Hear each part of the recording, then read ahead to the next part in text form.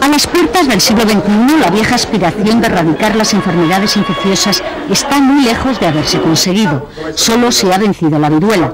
Mientras tanto, viejos enemigos como la tuberculosis o el paludismo y otros nuevos como el SIDA son responsables del 50% de las muertes de niños y adultos jóvenes.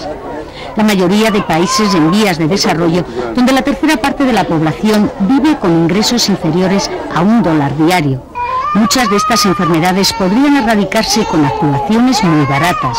Con intervenciones pues que van desde poquísimas pesetas para una campaña de vacunación de sarampión, el sarampión sigue matando a 900.000 niños al año en el mundo, hasta prevención de la malaria por mosquiteros impregnados de insecticida, que son también intervenciones que cuestan pues $5 cada una.